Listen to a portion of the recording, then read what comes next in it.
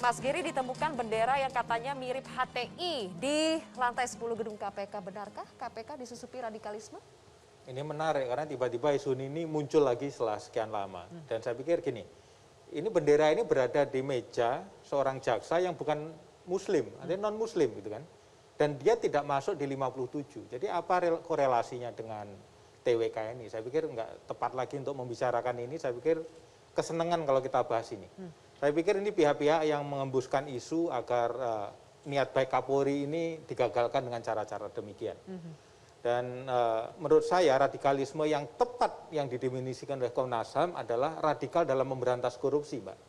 Kalau kita bicara ini radikal, Taliban itu, loh ini ada Hotman Tambunan, Ketua Okumene, ada Rasa Mala Aritonang, ada Tigor Simanjuntak, ada yang Hindu, ada yang Buddha. Loh ini yang mana yang maksudnya Taliban di sini? Jadi saya pikir jangan menggoreng isu ini dan pihak-pihak yang mendengungkan isu ini jangan direspon lagi. Mas Giri, sebetulnya Udah siapa sih usang pihak-pihak sebenarnya. yang dari tadi dimaksud menyeting ini, menyingkirkan Anda, itu siapa sebetulnya pihak-pihak itu? Sederhana aja, koruptor sebenarnya. Kalau betul semua itu terjadi, pelemahan di KPK yang terstruktur, tersistematis itu terjadi, Komisi 3 buat apa? Pak Arsul, apa yang dilakukan Komisi 3 kalau betul semua yang disebutkan Mas Giri itu terjadi kepada KPK? Ya tentu hal-hal yang berkembang seperti yang disampaikan oleh Mas Giri dan teman-teman elemen masyarakat sipil itu pasti akan kami angkat ya dalam rapat kerja pengawasan. Tetapi kan memang DPR ini kan tidak kemudian bisa langsung memerintah, Anda kemudian koreksi dengan seperti ini, dengan seperti ini. Ini kan memang tidak seperti itu. Kalau kata Pak Busro sebetulnya sejak hulu, Pak Arsul, sejak revisi Undang-Undang KPK yang kerjaan DPR itu. Ya itu boleh, tentu bahwa itu dilihat bahwa persoalannya ada di hulu. Tetapi kalau yang terkait dengan alih status itu, dulu yang ada dalam bayangan kami, alih status itu akan terjadi pada semua pegawai KPK. Kalaupun ada proses ya dan kemudian proses itu menghasilkan katakanlah klasifikasi, tapi kemudian tidak ada klasifikasi yang diberhentikan ya. Bayangan kami paling seperti ini. Yang bagus maka langsung menjadi ASN yang bersifat tetap ya. Kemudian yang enggak ya dengan jangka waktu untuk kemudian memperbaiki setelah itu baru bisa. Jadi gimana dong tiba-tiba ada kan aturan TWK, ada seleksi, ada yang bisa diberhentikan, itu dari mana muncul aturan-aturan itu? Lah itu dari tafsir ya para pelaksana undang-undang yang buat saya sebagai orang yang dulu ikut dalam proses revisi undang-undang itu adalah keluar.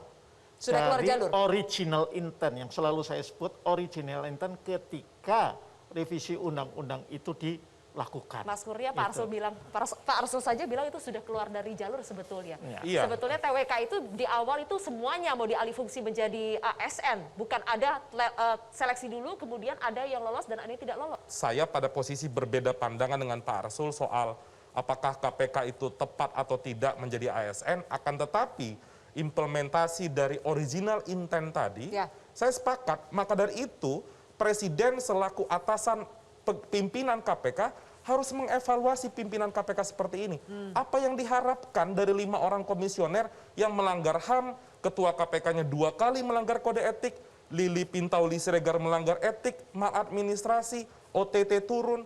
Maka dari itu banyak masyarakat yang sudah putus harapan terhadap masa depan KPK, ada Dewas KPK, tidak bisa apa-apa juga?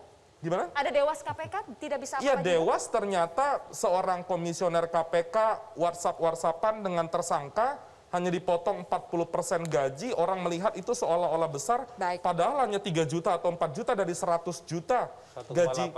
Berapa? 1,8 juta. Hanya 1,8 juta. Jadi apa yang diharapkan dari pengawasan yang dibangun dalam Undang-Undang 19 tahun 2019 tersebut. Oke, ada banyak problem di KPK, tentu saja kita tidak bisa mengulasnya satu persatu dalam kesempatan ini. Kita akan fokus lagi balik kepada tawaran Polri.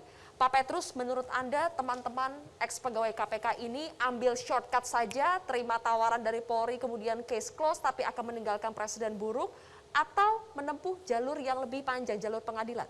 Ya, pertama saya pikir 57 orang ini lebih baik tetap saja jangan terima tawaran itu. Jangan terima. Karena kalau terima tawaran itu berarti tidak memperbaiki apa yang selama ini dianggap salah. terkait dengan TWK. Jadi lebih baik persoalan TWK ini harus diuji. Jalan satu-satunya perjuangan ini tempuhlah ke pengadilan supaya kelihatan dibuktikan apakah TWK ini hanya akal-akalan atau memang betul-betul 57 orang ini tidak lolos soal wawasan kebangsaannya. Karena ini kan selama ini kan hanya dibilang tidak lulus, tapi tidak lulusnya seperti apa tidak jelas. Pak Arsul, bagaimana menyudahi kegaduhan kontroversi ini? Ya, tentu kalau saya memberikan rekomendasi mungkin saya agak berbeda dengan yang disampaikan Pak Petrus.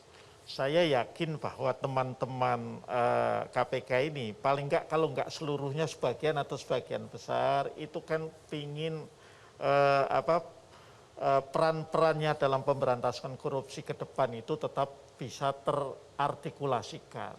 Dan sekarang kesempatannya ada di Polri. Jadi dengan pilih menjadi shortcut saja? ASN Pak Kapolri. Tetapi saya yakin barangkali tidak semua dari 57 itu akan menerima semua. Ya, yang tidak menerima itu ya, maka tentu hemat saya mengikuti saran yang disampaikan oleh Pak Petrus itu tadi. Mas Giri, Gitu. jadi apa keputusan Anda? Keputusannya kita lihat informasi secara lengkap, Mbak. Tetapi saya sepakat apa yang disampaikan Pak Arsul Sani tadi. Jadi memang kita sebagai warga negara harus menggunakan hak hukum kita, Mbak, melakukan upaya hukum, PT UN dan lain-lain. Dan saya pikir tidak, misalkan kita jadi ASN pun, saya pikir hak itu tetap melekat secara konstitusional, tidak dilarang saya pikir. Dan saya pikir bukan bagian dari istilahnya melanggar tugas-tugas dari Polri, bisa dilakukan secara paralel begitu. Dan saya pikir tawaran niat baik ini punya keterbatasan waktu, karena revisi Undang-Undang KPK itu maksimal 2 tahun, pegawai KPK harus ASN.